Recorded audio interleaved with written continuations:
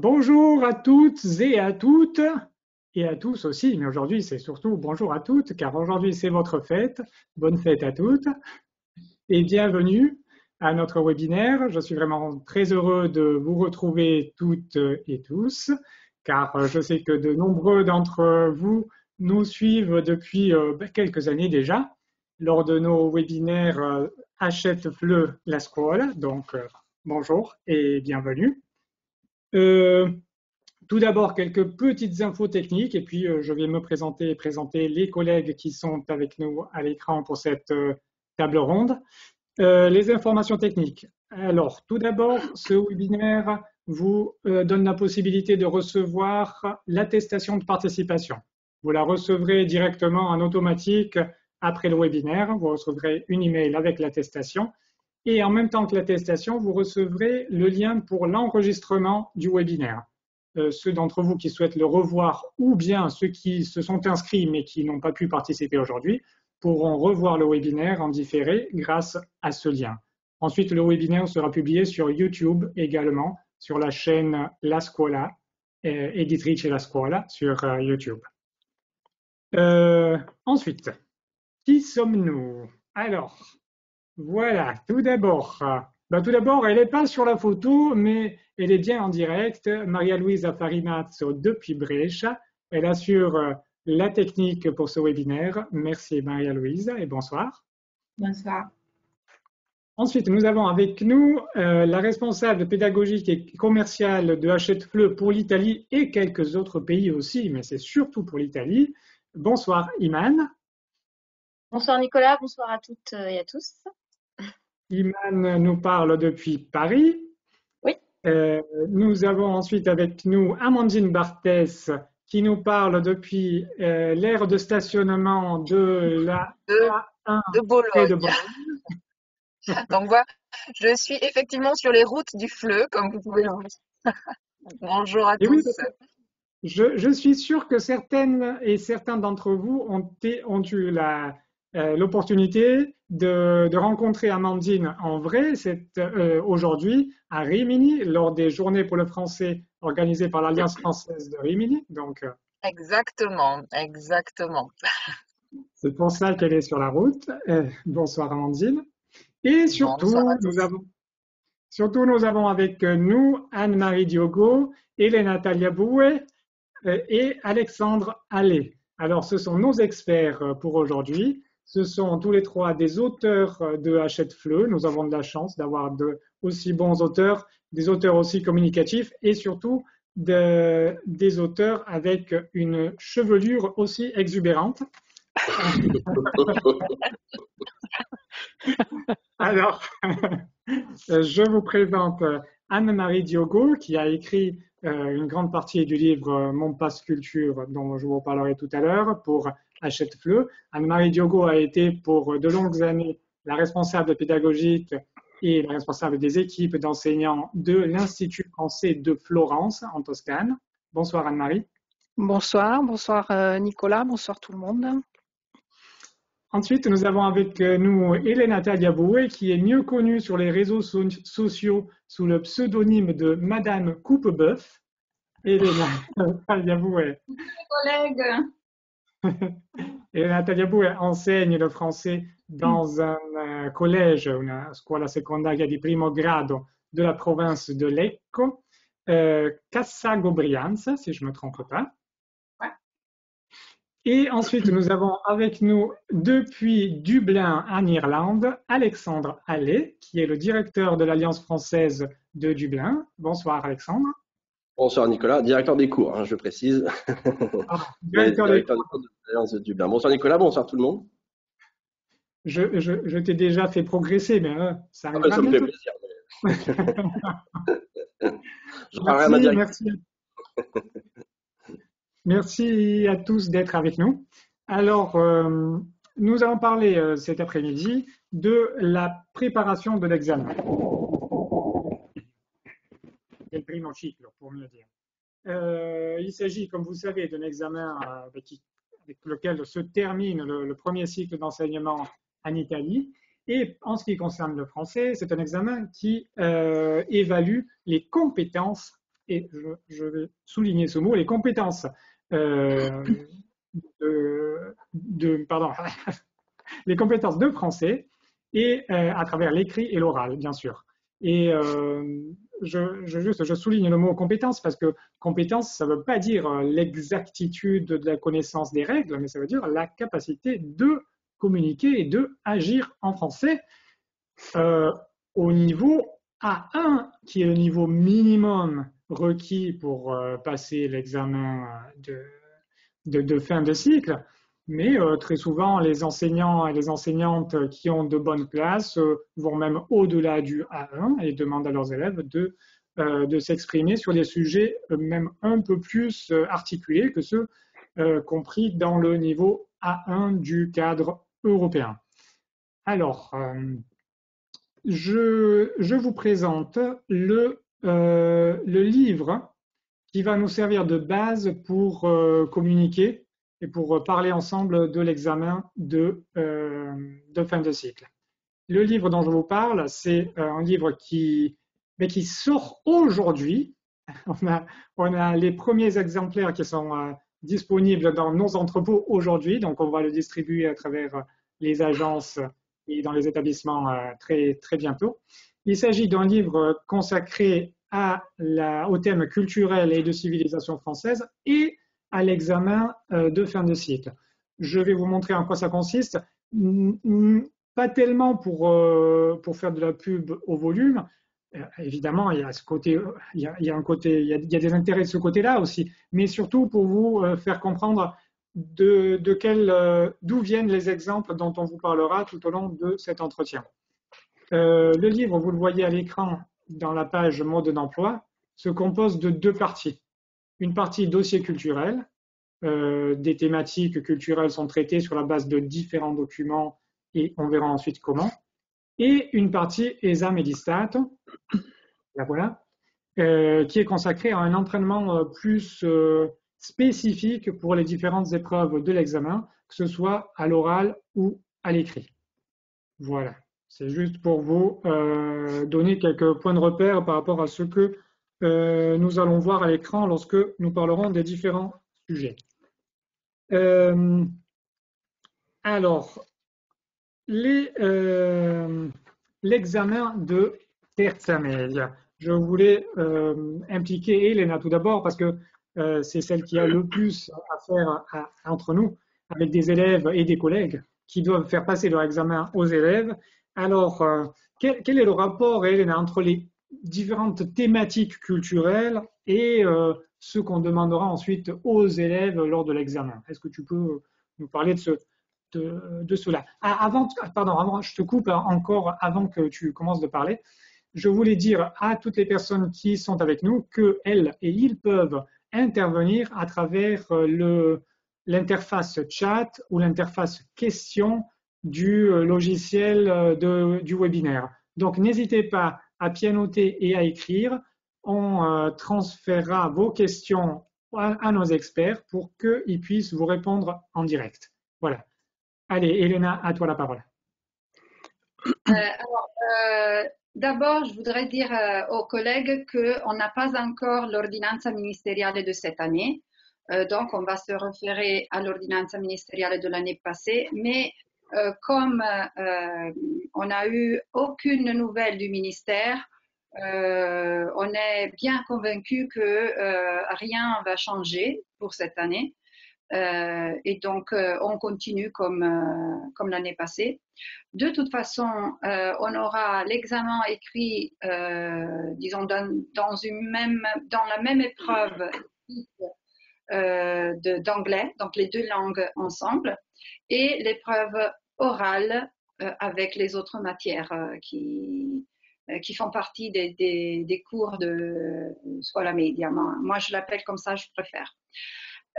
Donc, le problème, en général, c'est de trouver des sujets qui font partie du niveau A1, A2 et qui, en même temps, être, disons, liés à d'autres sujets des autres matières. Parce que c'est ça le problème principal que nous avons et pour l'oral, que les élèves nous demandent. Parce que les élèves demandent, prof, come posso collegare, a cosa posso collegarmi in francese. Donc, c'est ça, disons, la question principale à laquelle on doit faire face.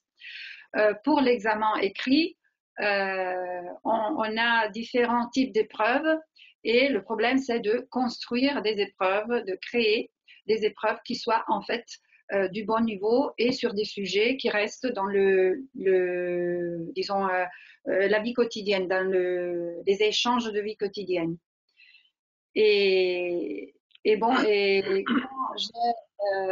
quand j'ai vu la première, je ne sais pas comment c'est dit en français, mais l'épreuve, disons, de ce livret, du Mon Passe Culture, je me suis dit, ah bon, enfin, on a des sujets qui sont en fait, qui font partie de la vie quotidienne des élèves et on a des textes qui sont du bon niveau, qui permettent de faire exercer les élèves sur un type d'exercice qu'on peut aussi proposer à l'examen.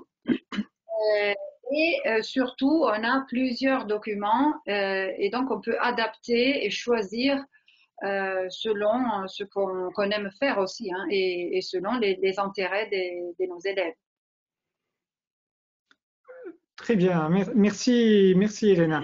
Je vais profiter de ce que tu viens d'introduire pour demander à Anne-Marie, est-ce que c'est vraiment possible de faire parler, de faire exprimer et de faire écrire les élèves sur des thématiques variées, tout en restant dans le cadre des niveaux tout petits, en fin de compte, qu'on leur demande de vérifier à l'examen? Alors oui, enfin, il n'y a pas de sujet interdit a priori, mais c'est évident que au niveau A1 et éventuellement au niveau A2, on va toucher de toute façon des sujets, et ça c'est vraiment décrit très très bien dans les descripteurs du cadre, à des sujets familiers. Hein, donc on reste toujours dans la sphère de ce que connaissent les élèves, ce qu'on sont censés expérimenter aussi dans leur vie de tous les jours, les élèves.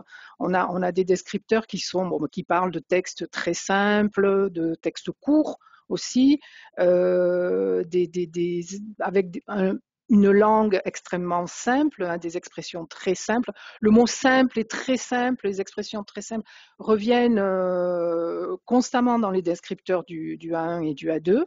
On parle de textes courts, de textes simples, de sujets familiers en fait. Donc, et c'est ça en fait qui permet de voir que bon ben on peut parler de beaucoup de choses quand même hein, avec des élèves même à des niveaux très très bas. Hein.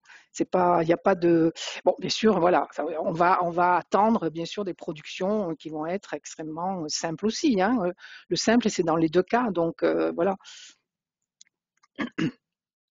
Bien sûr. J'ai perdu l'audio une seconde. Est-ce que vous avez bien entendu Anne-Marie? Oui? Ok. Désolé, j'ai perdu quelques mots. Le son a sauté juste quand tu étais en train de parler. Mais je crois avoir compris en général ce que tu avais l'intention de nous transmettre. Est-ce qu'on peut voir quelques-uns des exemples d'épreuves qu'on peut présenter à nos collègues, enfin vos collègues, par exemple sur les différentes épreuves de l'examen écrit, Anne-Marie, qui est la partie en fait du volume sur laquelle tu as le plus travaillé? Oui, alors bon, on a disons on a touché un petit peu à tous les exercices qui sont censés être proposés à l'examen. Donc c'est toujours bon. Par exemple, si on voit par exemple un exemple de questionnaire sur une sportive qui n'est pas du tout connue. Donc là aussi, ce qui me semblait aussi intéressant, c'était peut-être aussi de faire découvrir des choses un peu nouvelles, enfin qu'on n'aille pas tout le temps dans des choses qui archi connues. Donc moi, je suis tombée sur Marinette Pichon, qui même en France, je crois, enfin je sais pas si si elle est très très connue. Moi personnellement, je la connaissais pas. Hein, mais bon, alors un film est sorti sur cette footballeuse, et donc voilà, ça veut dire que bon, c'est quand même quelqu'un qui est digne, qui est digne d'intérêt. Et bon, autour de ce personnage, ben voilà, on a des activités qui vont, enfin, un texte d'abord extrêmement simple, construit. Hein, on a vraiment quatre paragraphes avec des sous-titres qui vraiment situent bien chaque partie dans le texte, et des activités qui vont demander aux élèves toujours de faire quelque chose de simple, c'est-à-dire d'aller rechercher dans le texte des choses et de copier des informations. Ça aussi, ça fait partie des descripteurs du niveau 1. Hein, au niveau de la production écrite, on demande aux élèves surtout de copier des choses, de recopier. Donc là, c'est tout simple. Hein, il suffit d'aller chercher dans le texte les éléments qui vont permettre de réaliser les activités proposées. Bon, là, les premiers questionnaires sont guidés. Il y a toute une partie d'explication de comment procéder, comment affronter un texte qui peut paraître peut-être au niveau 1 un peu dense, mais bon, après, à la lecture, en suivant les conseils qui sont donnés au fil de la lecture, c'est tout à fait possible d'accéder au sens de ce texte, en restant toujours sur des informations importantes, sans aller dans le détail, bien sûr. Hein. Mais voilà. Donc, on a vraiment fait attention à d'abord accompagner l'élève dans la lecture, comment on lit un texte, comment on affronte un texte. Il y a un titre, il y a des sous-titres, il y a des images, il y a des paragraphes. Tout ça, c'est important, hein, de faire comprendre que la compréhension de l'écrit, elle passe aussi par ça, en fait.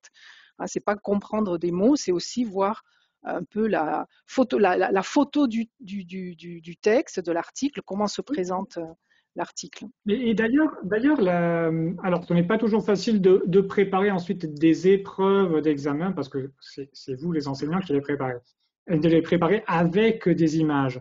Mais c'est vrai en même temps que la compréhension écrite qui est demandée au niveau A1, c'est explicite dans le descripteur le fait qu'elle peut se baser aussi sur les images qui accompagnent le texte. Exactement. Donc ça aussi, c'est un autre, enfin ça, on le retrouve aussi dans les différents descripteurs du niveau 1, l'accès au sens à travers les images. C'est-à-dire on comprend le texte surtout s'il est accompagné de documents visuels. Et c'est ce qu'on a essayé de faire à chaque fois pour tous les articles, les textes qui sont proposés, de mettre des photos qui soient un peu redondantes par rapport au texte, en fait. Donc là, vous voyez une photo de chaussures de foot. Dans le texte, on raconte que Marinette dormait avec ses chaussures de foot vertes et noires. Donc, on a retrouvé une photo. Voilà, bon, c'est des petites choses, mais c'est vrai que ça aide. Et toujours aussi valoriser l'élève, c'est-à-dire que bon, justement, la photo qui lui permettra de dire ah ben si j'ai compris parce que c'est là dans le texte. Je pense que ça c'est important aussi quand on parle d'examen, de pas aller chercher ce que ne savent pas les élèves, mais justement leur permettre de faire ressortir ce qu'ils savent et ce qu'ils sont capables de produire. Donc ça c'est. Je voulais revenir à ce propos sur le mot compétence, parce que ce soit dans les descripteurs du cadre européen ou dans les indicazioni nazionali et aussi dans le décret qui établit l'examen de terza media, dans les trois documents, on parle de compétences, mais dans un sens très précis. La langue sert à communiquer et à faire, et c'est cela qu'on va évaluer, la capacité de faire et de communiquer Exactement. avec la langue. Et pour le niveau qui est attendu pour les élèves, dans les indicazioni nazionali italiennes, tout comme dans le cadre européen, on dit par exemple par rapport à la compétence orale, de production orale, on dit qu'on peut s'aider de gestes même. Et donc il ne faut pas avoir peur des gestes, des images, du paratexte, de tout ce qui est à côté, parce que en fait, dans la vie réelle, c'est comme ça que ça se passe. C'est comme ça, exactement. Voilà. C'est tout à fait ça. C'est bien parce que notre examen de terza media, il est conçu pour évaluer la compétence. Enfin, il est décrit dans sa conception pour évaluer les compétences. Ensuite, c'est à vous, les profs qui construisez les épreuves de transformer ce concept en une épreuve concrète. Et là, l'épreuve, l'exemple que Anne-Marie vous a montré, celui de Marinette Pichon, est un exemple. Hein, évidemment, vous pouvez aussi le copier et en faire un semblable. Et Léna, tu voulais ajouter quelque chose?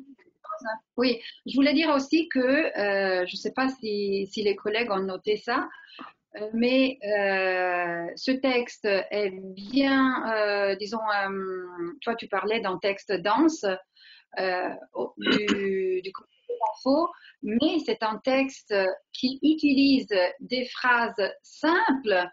Ce sont des phrases avec une construction grammaticale basée sur sujet, verbe et complément. Sans avoir, par exemple, l'hypothèse, la conséquence et tout ça, avec du verbe au présent.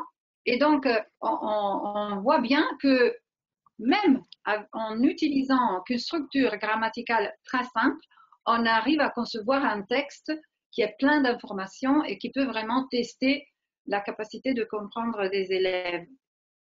Oui, alors ça, c'est une chose importante à ce niveau, au niveau A1 et aussi au niveau A2. On pourra rarement utiliser un document brut, un document vraiment authentique. C'est extrêmement difficile pour le niveau A1. Donc, il faut retravailler les textes. C'est ce qu'on a fait, c'est ce que j'ai fait beaucoup. Je suis partie d'articles que j'ai trouvés un peu partout dans la presse, sur Internet, etc. Et ensuite, le travail, ça a été vraiment de simplifier au maximum, tout en gardant quand même les idées, hein, tout en gardant les idées, tout en faisant passer le message que voulait faire passer l'article original. Il faut retravailler les textes, ça c'est évident. On ne peut pas lancer comme ça, mettre devant des élèves des textes bruts, ça c'est pas possible. Hein. Donc les déconstruire et les reconstruire, même en leur redonnant une logique différente, hein, parfois, en agençant les paragraphes d'une façon différente, hein, mais voilà, que ça puisse être, enfin, que ça s'adapte au niveau des élèves, absolument. Et dans une langue aussi, les réécrire dans une langue très simple, comme tu disais, Elena, donc sujet, verbe, complément. On a aussi en bas des textes un petit glossaire, à chaque fois un petit carré vocabulaire pour vraiment les mots qui sont difficilement remplaçables. Là, par exemple, sur ce texte sur le jeune qui fait son stage chez un agriculteur, on a beaucoup de mots, de noms de légumes et de fruits, peut-être que les élèves ne les connaissent pas, on n'est pas censé connaître toute la flore, donc voilà. Et donc voilà, bon, la brouette, c'est sûr que c'est un mot un peu spécifique, donc ça on a donné parce que c'est difficile de le remplacer par autre chose. Mais en général, voilà, l'idée, c'était quand même de retravailler ces textes pour les rendre accessibles à ces niveaux-là. Il faut dire aussi que le décret sur l'examen parle de questionnaire, mais ensuite, il nous laisse une liberté quasi totale par rapport au type de questions et à la modalité dont on veut construire notre questionnaire. Comment tu as interprété cette tâche, Anne-Marie, par rapport à la création d'un questionnaire? Alors, les questionnaires, les questionnaires, vous verrez, je crois qu'il y a 11 exemples de questionnaires. On a essayé de varier au maximum les activités sur chaque questionnaire. Donc, il y a des vrais-faux. Il y a des activités où il faut souligner en utilisant des couleurs différentes, donc souligner dans le texte. Là, vous avez en bleu, en rouge, en vert, en noir retrouvé dans le texte. Donc là, vraiment, c'est de la lecture. C'est vraiment, il n'y a rien à produire là, hein, par exemple. Le vrai-faux, pareil, hein, c'est une capacité de comprendre simplement. Donc là aussi, l'idée, c'est aussi de limiter au maximum l'expression écrite. C'est pas un exercice, ce sont pas des activités d'expression écrite. Ce sont vraiment, l'expression écrite, elle est vraiment réduite. Bon, elle apparaît là, par exemple, dans le 4e exercice, quand il faut répondre à des questions ouvertes. Mais on n'a pas que ça dans un questionnaire, ça peut se décliner sous plein d'autres choses, des QCM, des vrais-faux, des soulignés, etc. Donc il ne faut pas hésiter à varier les activités. Là, par exemple, dans le petit jeune qui va faire son stage chez un agriculteur, par exemple, ce qui me paraissait intéressant, c'était de lui faire reconstruire son journal. Il dit qu'il a écrit un journal de ce stage, donc le premier jour, le deuxième jour, le troisième jour, le quatrième jour. Donc là aussi, et simplement aller rechercher dans le texte les éléments qui vont lui permettre de remplir un tableau. Et là, je trouve que dans cet exercice, à mon avis, celui-ci, on lit un texte dans lequel il y a une description des jours, mais qui n'est pas chronologique. Absolument. Après, à côté, dans le tableau, il faut reconstruire la chronologie du stage. C'est ça. Et je trouve que ce genre d'exercice, même pour l'entraînement à l'examen et pour travailler la langue, il est très intéressant parce qu'il fait travailler l'élève sur une tâche complexe dont la langue est un outil. Il ne va pas aller travailler directement sur la langue, mais il va utiliser la langue. Et ça, c'est la façon la plus efficace pour apprendre la langue, l'utiliser pour quelque chose.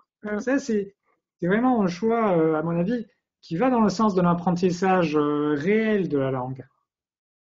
Oui, et actif, je dirais, parce que finalement, bon, là, il faut vraiment aller rechercher. Bon, là, bon, tu disais, Nicolas, bon, y a pas, on n'est pas dans l'ordre chronologique, parce qu'en fait, là, il y a le jour 4, mais c'est dans le petit chapeau de l'article qu'on parle de la journée, la dernière journée, la quatrième journée. Donc, l'élève, il va devoir un petit peu voyager dans le texte pour retrouver un petit peu cette chronologie. Donc ça veut dire qu'il va devoir relire plusieurs fois le texte. Ça aussi, c'est une des compétences qui est décrite dans les descripteurs du niveau 1, hein, la possibilité de lire et de relire les textes. Parce que c'est ça aussi, hein, un texte, on arrive vraiment à la bonne compréhension du texte après plusieurs lectures. Hein, et chaque lecture doit avoir un objectif. Hein, c'est pas une lecture comme ça dans le vague, hein, ou dans l'absolu. C'est je lis pour aller chercher des indications précises. Et ça, les petites activités qu'on propose à chaque fois, que j'ai proposées à chaque fois, demandent à l'élève d'aller relire qu'une partie du texte, par exemple. Retrouver dans quelle partie du texte on va trouver les informations. Voilà. Et l'introduction, on n'y pense pas. Normalement, on lit, enfin, moi, je lis le texte de l'article, mais j'oublie de relire l'introduction. Alors que là, si je veux répondre pour compléter l'exercice numéro 3, il faut penser relire l'introduction. Et ça, c'est une compétence vraiment qui implique différentes matières, même l'italien en ce qui concerne la construction des textes et tout, et en général la logique. Je trouve que c'est très efficace. Et Elena, tu voulais ajouter quelque chose? Bon, tu m'as volé l'idée, hein, donc. Ah. Ok. Alors, donc, on demande, tu disais Anne-Marie, on ne demande pas tellement de la production écrite, mais quand même, à l'épreuve du questionnaire prévoit, c'est écrit dans le décret, des questions fermées, c'est-à-dire à réponse fermée, questions fermées ou ouvertes. Oui. Alors, lorsqu'on pose des questions ouvertes, on les voit là c'est le troisième, le dernier exercice. Oui, en général, c'est oui. Qu'est-ce qu'on s'attend d'un élève qui a une compétence A1 ou A2 par rapport à la correction grammaticale, par exemple, de ces réponses? Alors bon, je sais que ça c'est un peu un sujet qui fâche parce que la correction grammaticale, elle est vraiment, c'est pas la priorité, disons. Ce qu'on va chercher d'abord, puisqu'on est dans un exercice de compréhension, c'est que l'élève ait bien repéré l'information qui correspond à la question. L'élément va donner, donc disons que sa réponse va être vraiment celle qui répond effectivement à la question. Après, la correction grammaticale, bien sûr, sur des compétences attendues, on peut en effet évaluer ça aussi, hein, sur par exemple le présent d'un verbe, le verbe être ou le verbe avoir. Bon, au niveau A1, c'est sûr qu'on attend qu'il sache maîtriser ça, mais je dirais que c'est pas la priorité en fait. C'est pas la priorité. Ça, il faut le garder à l'esprit. L'idée, c'est que l'élève puisse donner la réponse correcte à la question en fait. Correcte dans le sens de la vraie réponse en fait. Le contenu. Le contenu voilà, plus... de contenu, exactement. Voilà, de contenu, la forme, bien sûr. Alors, bien sûr, il faut que ce soit intelligible, hein, il faut qu'on puisse comprendre. Hein, mais s'il a oublié un S au pluriel, ou bien si, voilà. Enfin, moi, je dirais que ça, c'est pas en soi, c'est pas ça qu'on va évaluer en fait. Merci. Alors, si vous voulez, revenons un instant à la partie dossier culturel, c'est-à-dire et au choix que de nombreux enseignants font, en fait, de se concentrer beaucoup sur des thématiques culturelles et de civilisation, lorsqu'ils commencent le travail de préparation des élèves à l'examen de terza media. C'est-à-dire, souvent, on consacre une première partie de l'année encore à des points de langue et ensuite on bascule souvent vers des leçons plus culturelles et plus de culture française ou francophone au sens large. Quel sens, ce choix a un sens, évidemment, et quel est son sens, Elena? Le sens de ce choix de se concentrer sur les éléments culturels. Oui, ça a un double sens selon moi. Avant tout, c'est de donner aux élèves l'idée que ce qu'ils ont appris, ça sert à quelque chose.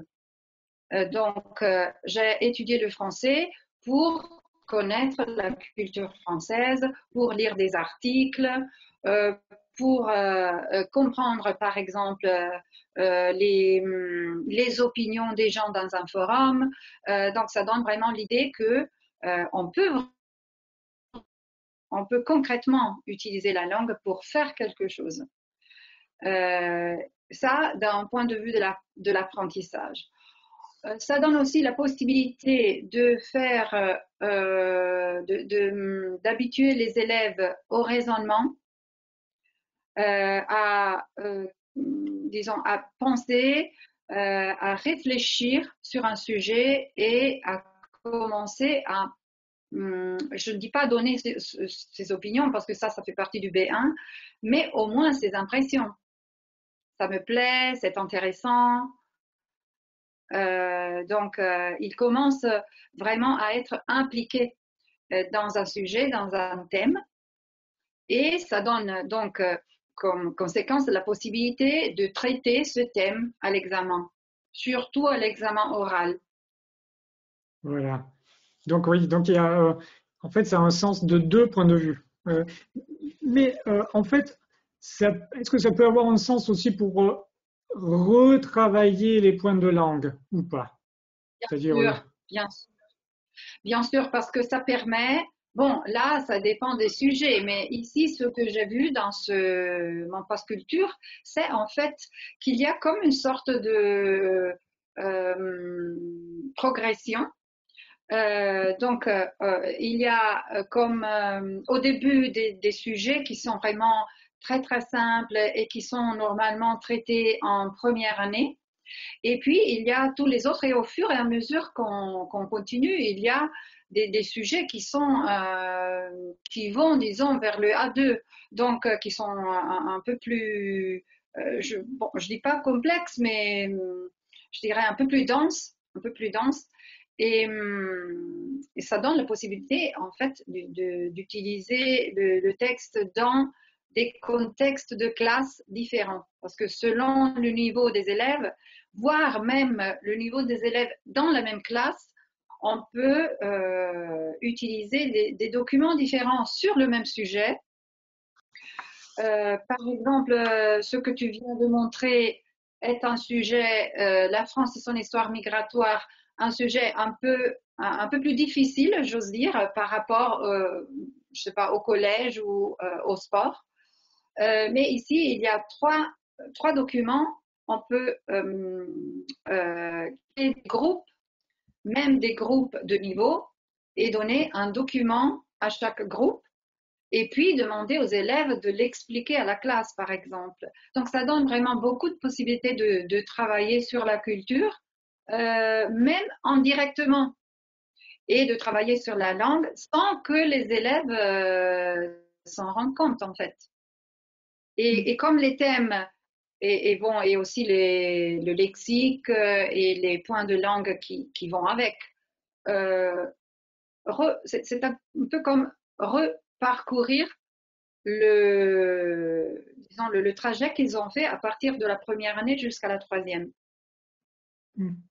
Ça, c'est intéressant parce qu'en fait, à l'examen, on leur demande une compétence qui couvre tout ce qu'ils ont fait, tout ce qu'ils ont appris dans les 3 années de Scuola Media.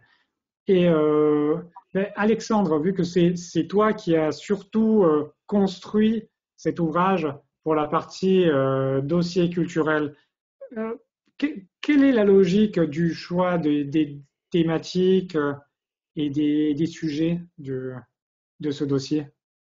Bien, pour nous, on voulait que les thématiques soient accessibles pour les adolescents, donc qu'ils puissent se reconnaître dans toutes les thématiques que j'ai choisies, que nous avons choisies.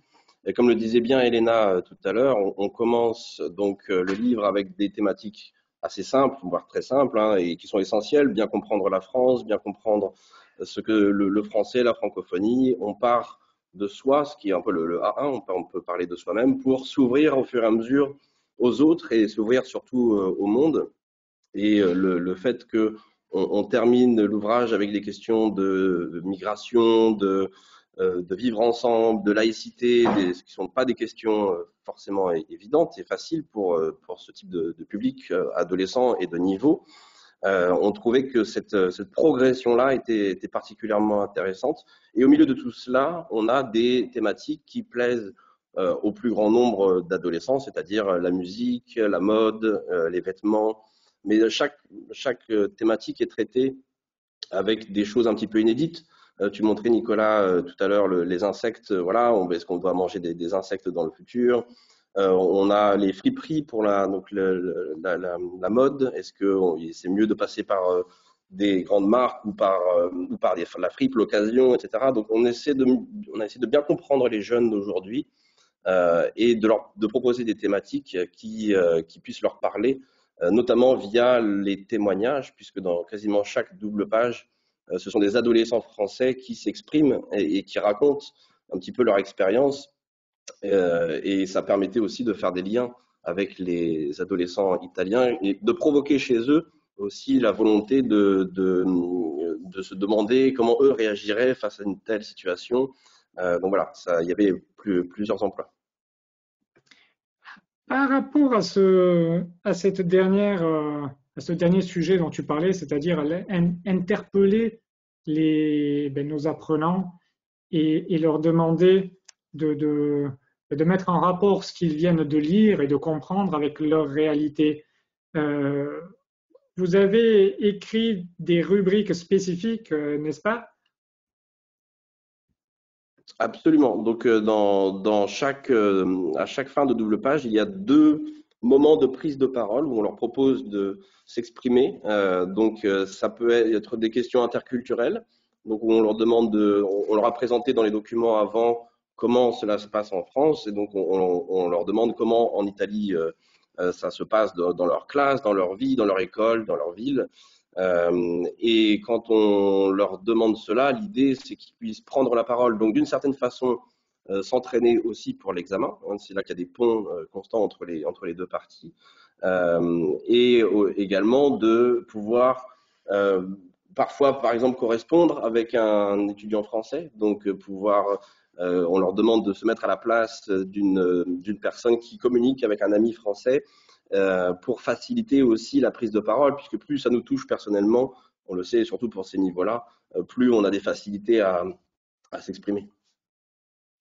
À propos des rapports entre France et Italie, j'ai beaucoup aimé, mais c'est pour peut-être un intérêt personnel, que lorsque tu as proposé la double page sur les animaux et, en France et en Italie, on a publié une petite explication qui est adaptée au niveau de nos élèves, mais sur ce que dit la loi pour la protection des animaux en France, la dernière, et ce que dit la loi italienne, qui d'ailleurs a été inscrite dans la Constitution italienne pour la protection des animaux. Et on demande aux élèves de mettre en rapport les deux réalités et même à leur niveau, évidemment, au niveau d'élèves de 13 ans et qui connaissent le français au niveau A1 ou A2, de mettre en relation les deux façons de protéger les animaux.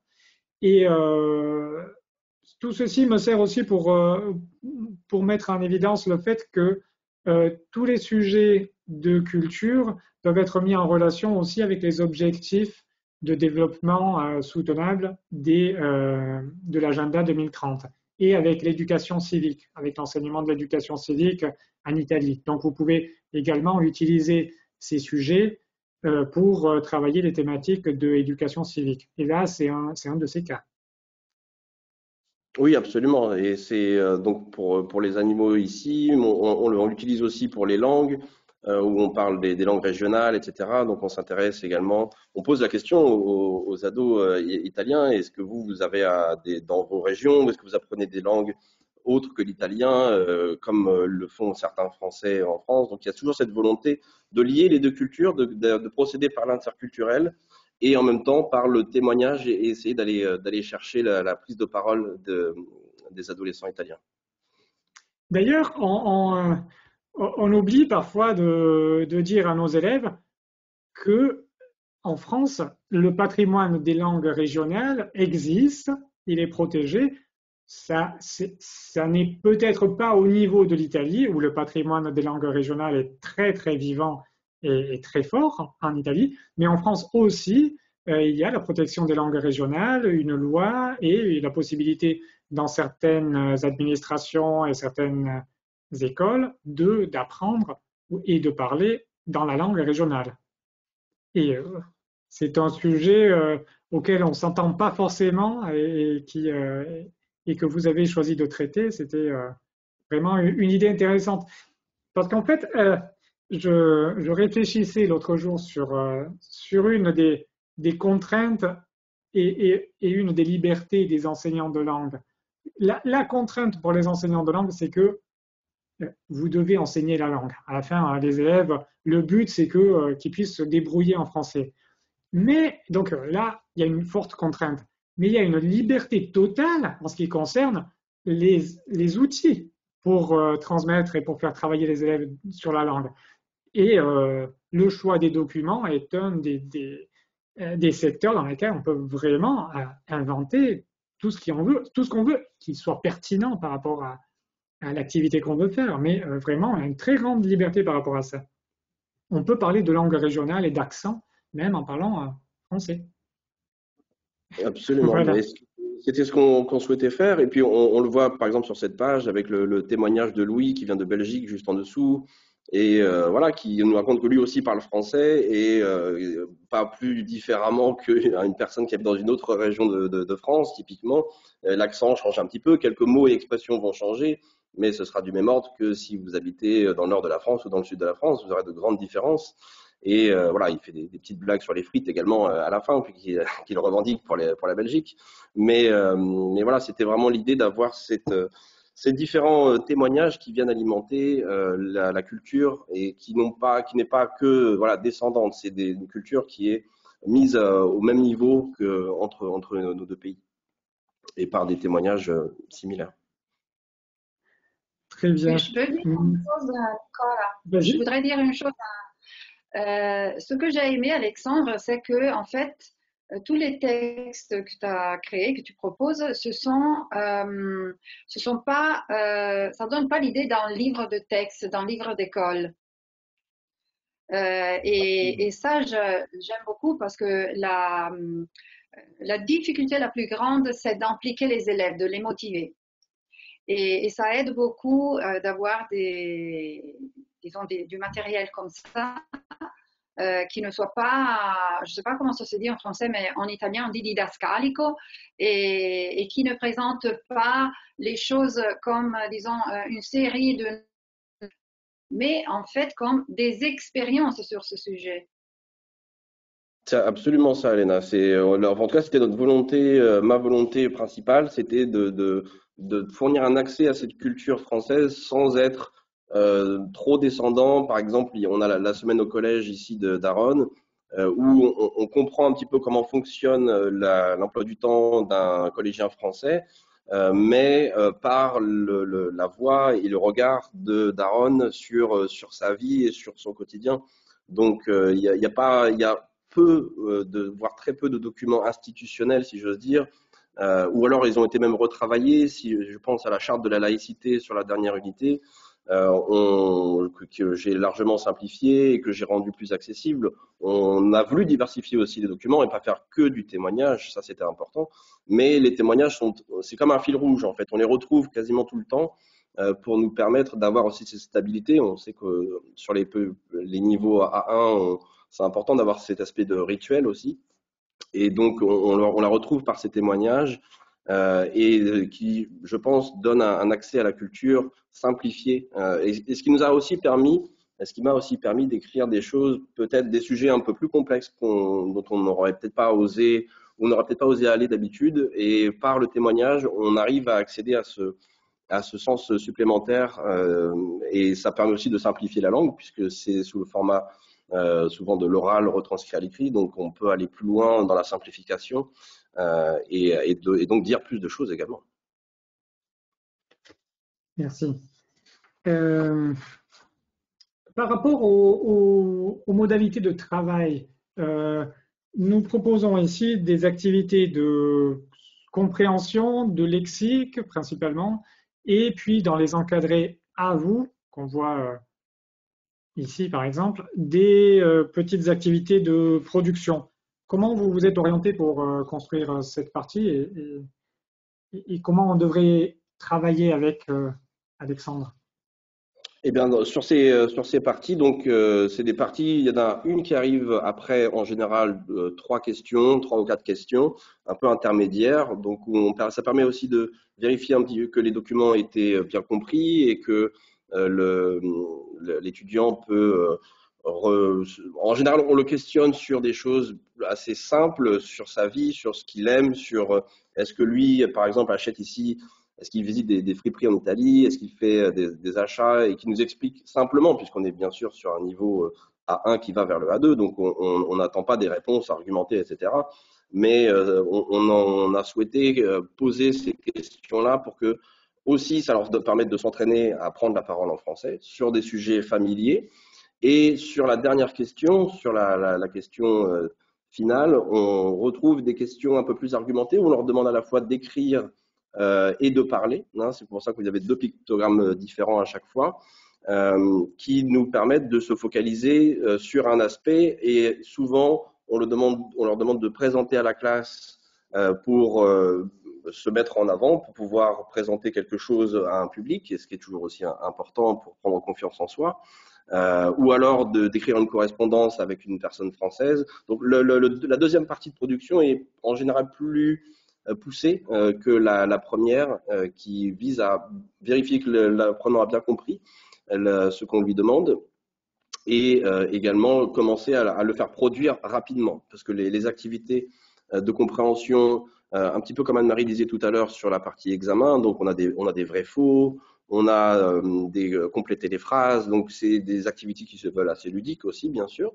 On est dans la culture, on essaie de la proposer au plus grand nombre et de façon efficace, mais on souhaitait aussi avoir cette partie de production à la fois interculturelle et également plus production pure sur la dernière question.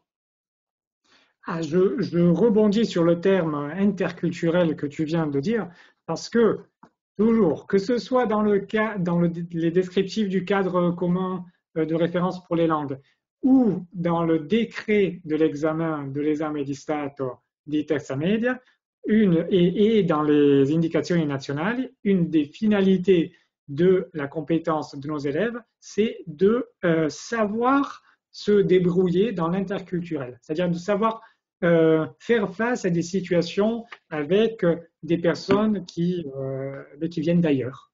Et donc, voilà que toutes les activités de production et d'interaction qui sont dans le livre caractérisées par les petits drapeaux italiens et français en l'occurrence, elles vont dans cette direction. Alors, je voudrais... vas-y, Nicolas, Elena. Avec toutes ces activités de différents types, on reprend le discours que faisait Anne-Marie, c'est-à-dire de stimuler les élèves à faire des activités différentes dès le début. Et s'ils ont fait ça pendant toute l'année, en troisième année, ou même, pourquoi pas, aussi en première année, en deuxième année, ils arrivent à l'examen avec un savoir-faire qui leur permettra de faire face aux épreuves sans problème. Parce que là, il y a des exercices qui, en fait, préparent à l'examen en faisant de la culture. Bien sûr. En fait, on les prépare en faisant de la culture, soit à la partie examen écrit, soit à la partie examen oral. C'est, je trouve, mais le côté connexion avec l'oral est peut-être plus facile. Enfin, on sait que très souvent, on choisit des thématiques culturelles en fonction de ce qui peut se passer ensuite à l'examen oral, des choix que l'élève peut faire à l'oral. Par exemple, on propose des pistes, pour mieux dire, comme des crochets, des points d'accroche avec d'autres thématiques, d'autres matières, ces bulles que vous voyez là. Mais le fait de comprendre un document et de travailler sur un document, c'est exactement l'activité qu'on va faire ensuite dans le questionnaire, par exemple, et dans les autres typologies d'épreuves de l'écrit. Est-ce qu'on peut revenir un petit instant sur l'examen écrit, Anne-Marie? Juste pour... je voulais juste présenter le fait que pour toutes les typologies d'épreuves, nous avons des exemples guidés, c'est-à-dire des épreuves guidées avec tout un guidage que vous voyez ici sur la colonne de gauche, sur la partie gauche de l'écran. Guidage pour bien appréhender la technique et les stratégies pour ce genre d'épreuve. Et ensuite, on a une série d'épreuves sans guidage. Là, la transformation. Le premier est guidé, 2, 3 ne sont pas guidés ensuite. Est-ce que tu veux nous en parler, Anne-Marie? Parler du guidage. La question, c'est différents types d'épreuves, les type différentes de guidage. parties. Alors oui, alors on sait que disons l'épreuve, enfin considérée plus facile, en tout cas peut-être plus simple à concevoir, c'est le questionnaire. Mais ce qu'on a voulu aussi faire, c'est présenter les autres types d'exercices. Parce qu'ils sont aussi intéressants en fait. Le questionnaire, c'est vraiment, à mon avis, l'épreuve confortable. Mais moi, je suis pour se mettre un peu en question. Anne-Marie, c'est l'épreuve confortable pour l'enseignant ou pour l'élève? Pour l'enseignant, et pour l'élève aussi. Et pour l'élève, parce que c'est vraiment ce qu'on trouve dans tous les manuels.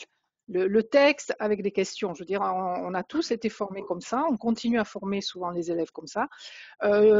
Alors, je ne sais pas, mais j'ai l'impression aussi que les professeurs, quand ils conçoivent des épreuves, ils préfèrent le questionnaire peut-être parce que c'est plus facile à concevoir, parce qu'ils ont plus l'habitude, etc., etc. Mais je pense qu'il faut aussi... La raison, je ne la connais pas, mais nous avons fait un sondage auprès de 150 enseignants lors d'un webinaire l'année dernière, et plus de la moitié déclarait faire passer l'examen écrit avec l'épreuve questionnaire.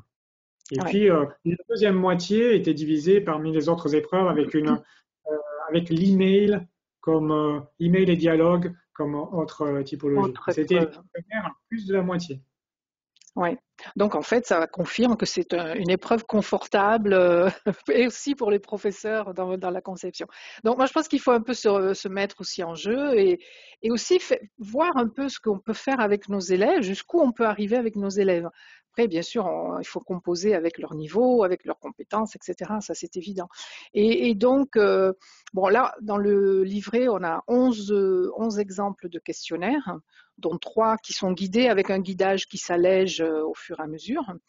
Mais il y a d'autres épreuves, hein, il y a d'autres épreuves, notamment ce qu'on appelle le complétamètre, enfin les exercices à trous, hein, pour parler plus français. Et ça aussi, c'est assez, c'est assez simple à mettre en place parce que les mots qu'on va demander à l'élève de replacer dans le texte sont des mots extrêmement simples qui font complètement partie du lexique qu'ils ont appris. Bon, là, on parle de l'alimentation, c'est un des thèmes du niveau 1. Et, pardon. Après, on a sur le 3e exercice, on a des choses qui touchent plus à la vie en famille, la vie quotidienne, donc les repas, mais aussi ma vie de tous les jours. Donc, ils ont déjà vu la vie d'un collégien dans la partie culture aussi. Donc, ce que j'ai essayé de faire aussi, c'était de reprendre des textes avec des thématiques qui touchaient aussi à des choses qui étaient traitées dans la partie culture. On a plusieurs redondances par rapport à ça. Autre exercice important, enfin intéressant à mon avis, c'est le riordino, c'est-à-dire remettre un texte dans l'ordre. Donc là, on a proposé, enfin j'ai proposé 4 sujets, dont un petit article qui touche à la thématique de l'écologie, avec ramasser le plastique sur la plage. Puis le deuxième exercice, c'était, je sais plus si tu descends, voilà. Non, bon, voilà, le 3e, donc l'éco-délégué, qu'est-ce qu'un éco-délégué? Donc, retrouver ça. Et puis le 2e, voilà, c'était remettre les parties d'un mail, hein. Donc, ça aussi, c'est toujours avec des choses extrêmement simples qui touchent à une invitation pour une fête de carnaval ou je sais plus. Et le dernier exercice, la 3e partie, le 4e exercice, c'était un échange sur WhatsApp, puisque ça aussi, c'est une des activités préférées des adolescents, communiquer sur WhatsApp. Donc, pourquoi ne pas en profiter et le rendre utile et intéressant? Donc là, c'est organiser un projet toujours autour de l'écologie dans le collège. Et donc, Oui, c'est une conversation. nous sommes dans ce volume, nous sommes très attentifs aux thématiques de l'écologie, du développement durable, des genres et de tout ce qui concerne l'éducation civique également. Donc tout le texte. Ça vous permet d'utiliser ce livre pour justement, même pour les heures d'éducation civique. Mm-hmm. Donc là, par exemple, pour le riordino, pardon, si je voulais juste dire une chose sur le riordino, dans le premier texte, par exemple, on met en évidence les éléments, enfin les petits connecteurs ou les petites expressions qui vont permettre un petit peu de retrouver la chronologie du texte. Bon, là, on a la partie guidée, hein, qui explique comment, voilà, donc aller rechercher dans les phrases la petite accroche pour composer le texte original. Donc ça, à mon avis, alors peut-être ça peut paraître un peu difficile, ça dépend du texte qu'on choisit. Quand il s'agit de remettre les parties d'un mail dans l'ordre, c'est tout à fait possible. Bon, un article, c'est peut-être un peu plus difficile, mais l'article, il est extrêmement simple, extrêmement linéaire. Il n'y a pas de il n'y a pas de choses vraiment insurmontables. Donc, je pense que ça, c'est des exercices qui sont, à mon avis, stimulants. On va au-delà, justement, d'une compréhension linéaire d'un texte. Après, on avait aussi la partie transformazione. Alors là, moi, j'ai choisi 3 thématiques, enfin 3 typologies d'exercices. C'était partir d'un article sur Liliane Thuram. Alors je sais, ça remonte un peu dans le temps pour les jeunes. Beaucoup ne savent pas qui est Liliane Thuram, mais ce qui me paraissait intéressant, c'était aussi de parler de son engagement par rapport au racisme, etc. Donc, c'est pour ça que je l'ai quand même gardé, parce que ça reste quand même un personnage dans la culture française. C'est quand même quelqu'un qui a encore des choses à dire, qui n'a pas que la compétence de taper dans un ballon, mais et ça c'est bien aussi de voir que les personnages qu'on a beaucoup aimés dans le passé, bon, sont devenus autre chose, ont évolué vers d'autres choses. Et là, il suffit de reconstituer la fiche biographique avec à l'aide des dates, hein, de Liliane Thuram. Ensuite, il y avait le. Je peux t'interrompre, pardon, Oui, Anne-Marie. oui, oui. Parce que lorsqu'on parle de transformation, on peut penser, par exemple, un texte au masculin, tu l'écris au féminin. Alors, ça, on a voulu, voilà, ça, on a voulu, enfin, moi, je pense que ça, c'est pas un exercice intéressant. Parce que enfin, ça peut être intéressant, mais c'est basé exclusivement sur de la grammaire. Moi, ce que j'ai voulu faire, c'était justement permettre à l'élève de montrer qu'il sait faire autre chose que de la grammaire. Donc, c'est vrai, quand on a un élève, on lui dit, bah, le texte est au présent, transforme-le au passé. D'abord, c'est pas très authentique. Le texte est écrit au féminin, au masculin, mais au féminin, ou bien au singulier, mais au pluriel. Je vois pas très. Enfin, c'est un exercice de grammaire. Donc, c'est pas ce qui me semble intéressant à faire quand on veut transformer un texte. Donc là, on a pensé à faire écrire un mail positivement. Là, c'est Anaïs qui raconte des vacances absolument mauvaise. Elle a passé elle n'est pas du tout contente de ses vacances. Donc, elle donne différents éléments justement pour expliquer pourquoi elle n'est pas contente. On va demander à l'élève d'écrire un mail qui va commencer par moi, je suis contente, j'ai passé de très bonnes vacances. Et à partir de là, tout ce qui va s'enchaîner à partir de cette introduction. Je suis très contente de mes vacances. Voilà. Donc, et là, on ne va pas attendre que ce soit linéaire. On peut bien sûr accepter quelque chose qui soit moins précis, mais que le mail soit un mail positif. Voilà ce qu'on veut donner. Ça donne en plus la possibilité vraiment de tester la compétence de l'élève parce qu'il y en Ouais. aura qui restent, disons, très influencés par l'exemple et Oui, qu'ils vont suivre exactement ce qu'il propose et d'autres qui auront la possibilité d'être plus créatifs, exactement. Mm. de s'exprimer plus personnellement. Et là, tu vois vraiment la compétence de l'élève parce De que, l'élève. en fait, Mm. les vacances, Tout à fait. c'est un thème qu'on traite habituellement en classe. Et là, elles ont la possibilité d'élargir ou Tout à d'approfondir. fait. C'est ça. C'est ça. Donc on peut, en effet, comme tu dis, Elena, on va voir que des élèves vont rester très très près du texte, ils vont juste souligner les parties qu'ils vont transformer en positif, mais sans aller, et puis d'autres qui vont donner d'autres éléments, etc. Mais c'est très bien, c'est très bien. L'idée, l'important, c'est que le mail soit positif. Et voilà, donc ça me paraissait intéressant.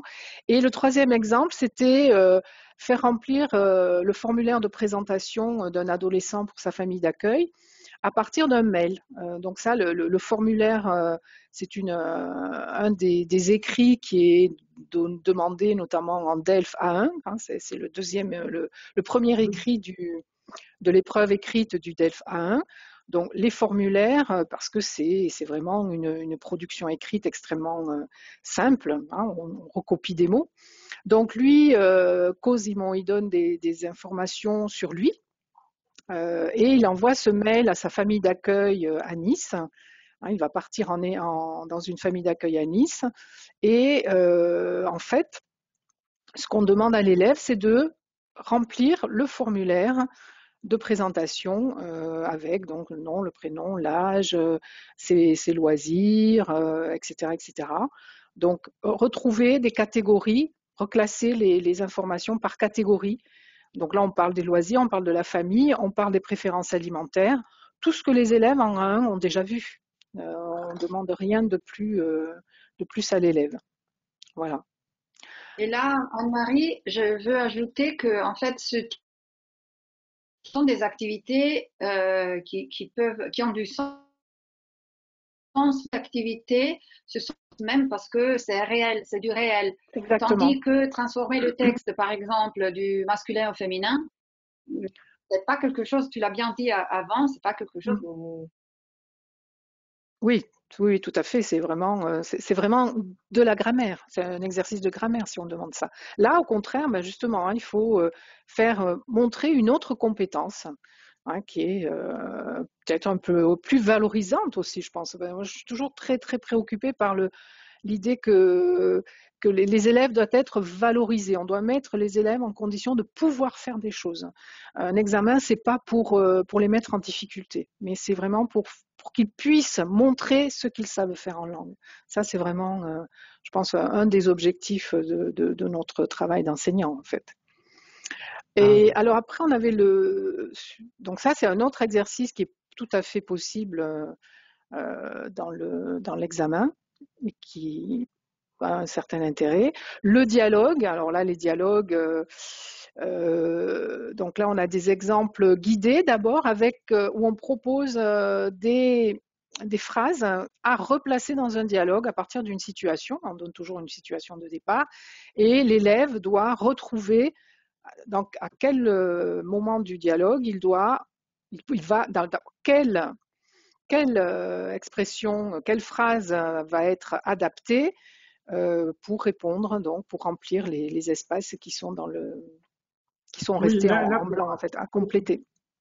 Pour expliquer, souvent quand on propose l'épreuve de dialogue aux élèves, on se limite à la description d'un canevas, par exemple. Là, et pour nous, ça commence à partir de l'exemple numéro 5. Pour arriver ici, c'est-à-dire rédige un dialogue selon le canevas proposé, nous avons, je dis nous parce que ça me fait plaisir, nous, c'est Anne-Marie qui a conçu mais c'est très bien.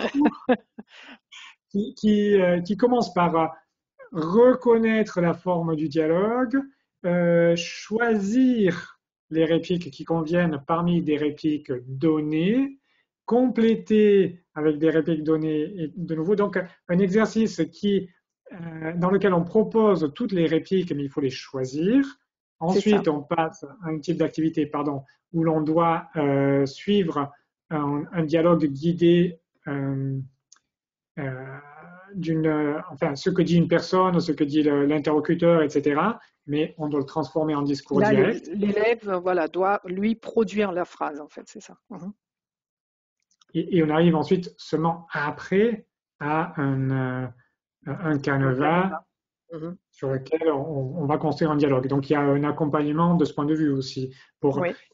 Après, c'est vous les enseignants qui choisissez le type d'épreuve que vous pensez être adapté à votre classe pour l'examen. Mais au moins, nous, on vous donne et on leur donne un parcours progressif et en même temps des exemples variés, même pour le dialogue, qui pourrait sembler une épreuve standard. Mais en fait, il y a plusieurs façons de construire l'épreuve.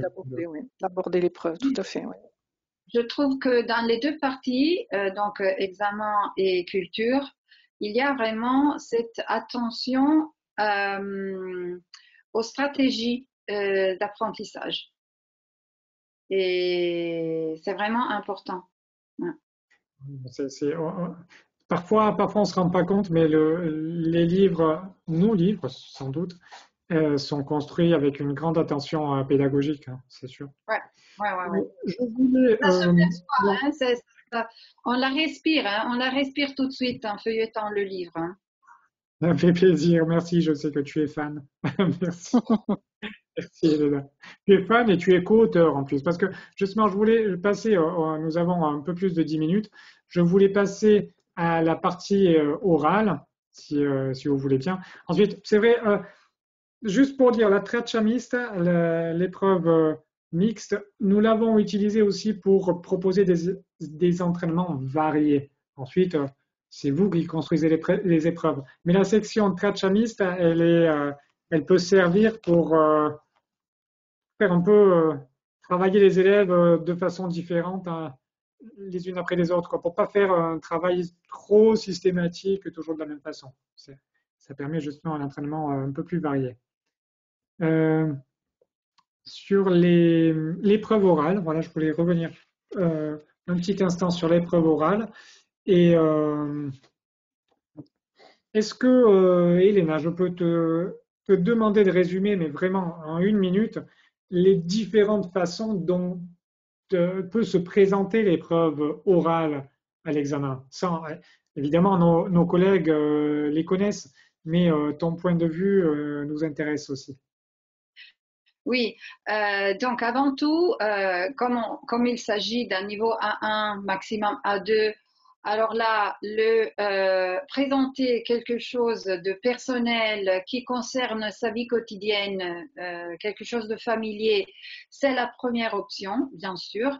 Ça pourrait être de présenter sa famille, son environnement, le meilleur ami, la bande de copains, le sport préféré, parler de son sport préféré, de son équipe de foot par exemple, donc de leur journée habituelle, tout ce qu'on a fait en fait pendant les 3 ans concernant, disons, l'apprentissage de la langue pure. J'ose dire comme ça. Ça, c'est vraiment ce que je sais dire en français d'une façon, disons, libre, personnelle, naturelle, voilà, d'une façon naturelle. Présenter la maison, parler des vacances, parler de son collège. Donc ça, c'est vraiment une première façon de parler de soi et de son environnement proche. Donc, traiter un sujet personnel sous forme, par exemple, d'un monologue qui peut être aussi accompagné par une petite présentation en PowerPoint, par exemple. On sait qu'on a vraiment peu de temps à l'oral parce que normalement, ils ont une demi-heure à disposition pour tout faire. Donc, ça doit être quelque chose de petit, de simple et de court parce que vraiment, on n'a pas le temps disons, d'approfondir ou de s'arrêter sur le français parce qu'il y a vraiment beaucoup d'autres matières à présenter. Le deuxième type d'intervention, c'est de choisir un sujet de culture qui peut être relié à un sujet traité par l'élève dans une autre matière. Alors là, on a tout un tas vraiment de sujets, de thèmes qui sont dans la première partie du livret et qui peuvent être reliés ou bien à un thème traité par l'élève ou bien, je te donne cet exemple, ça va être plus clair.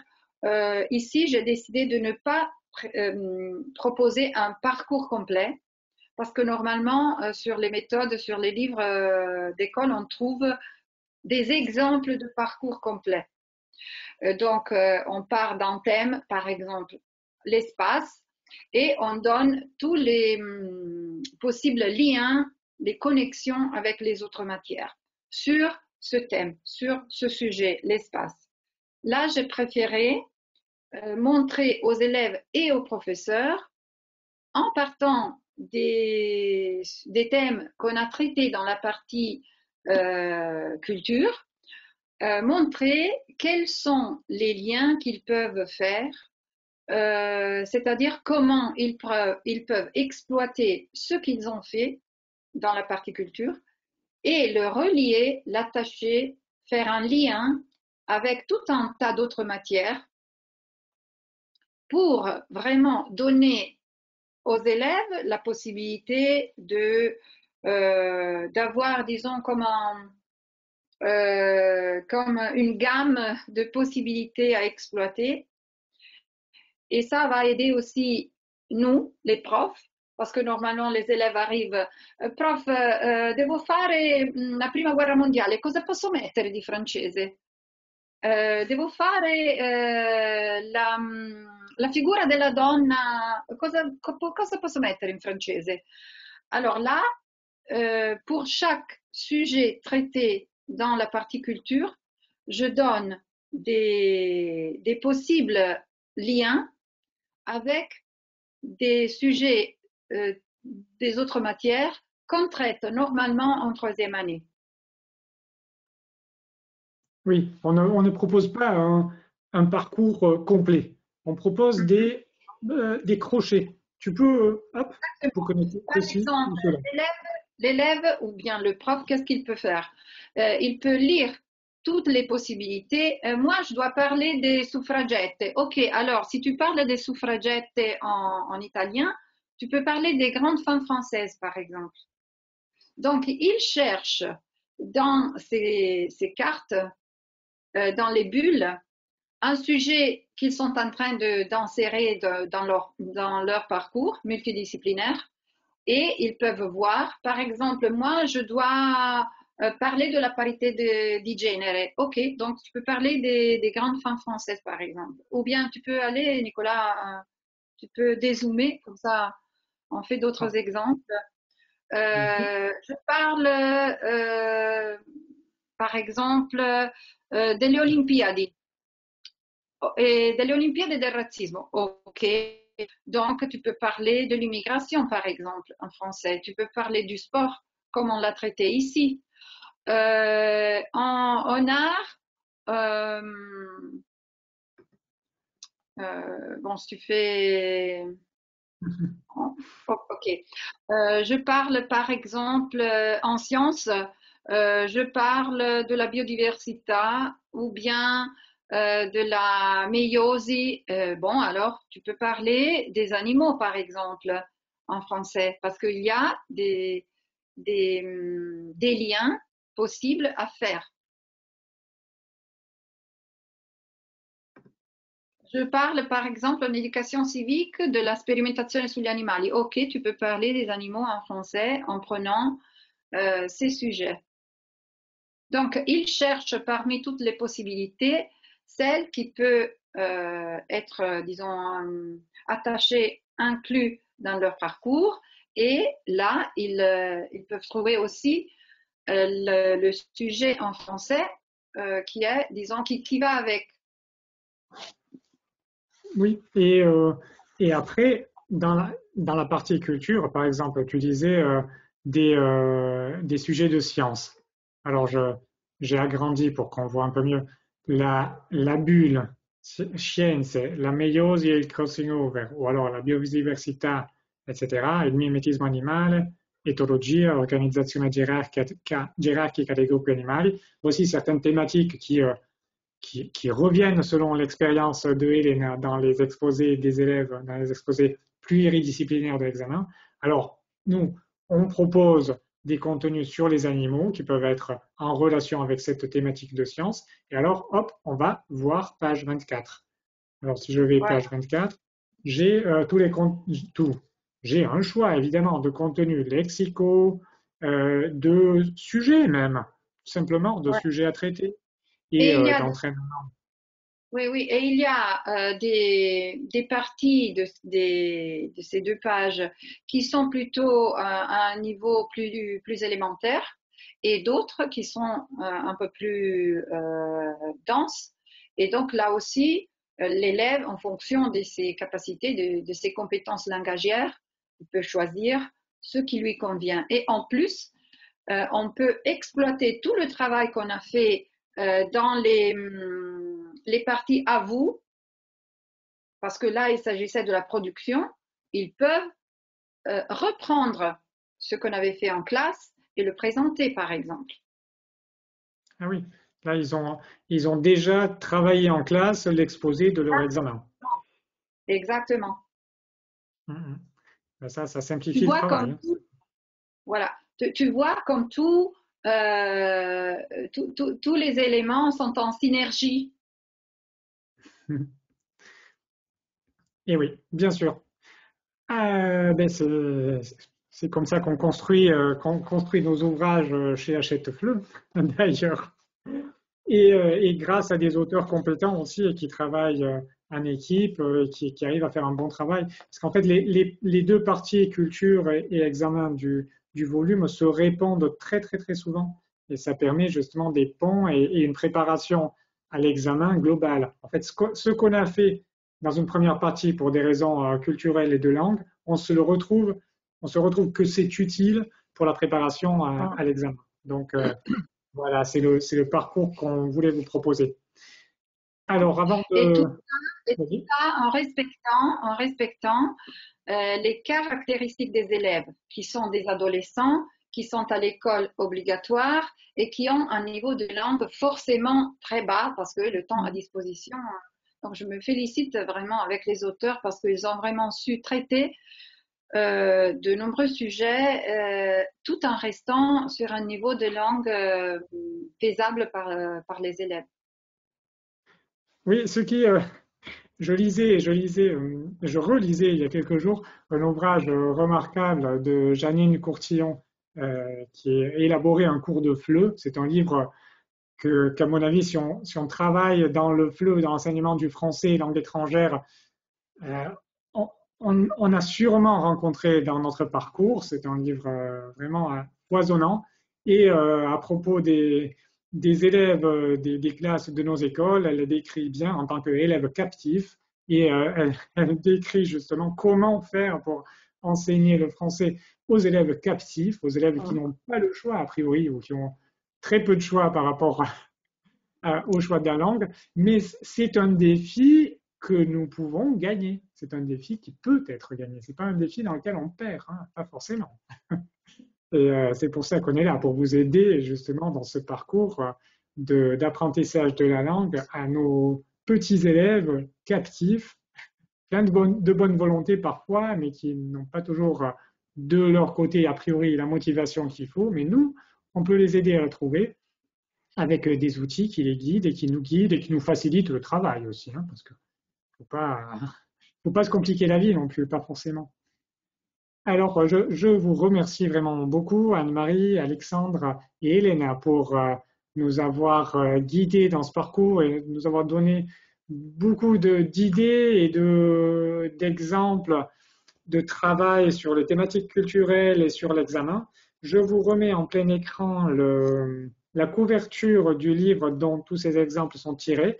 Mon passe culture, destination examen. C'est un volume qui vient de sortir, donc vous pouvez demander une copie aux agents de la Scuola Editrice de votre zone ou en allant sur le site web lascuola.it au gruppolascuola.it et là vous trouverez vraiment la possibilité de demander les spécimens et ça vous permettra de feuilleter cet ouvrage que vous pourrez, si vous le voulez, choisir pour votre travail et vos élèves.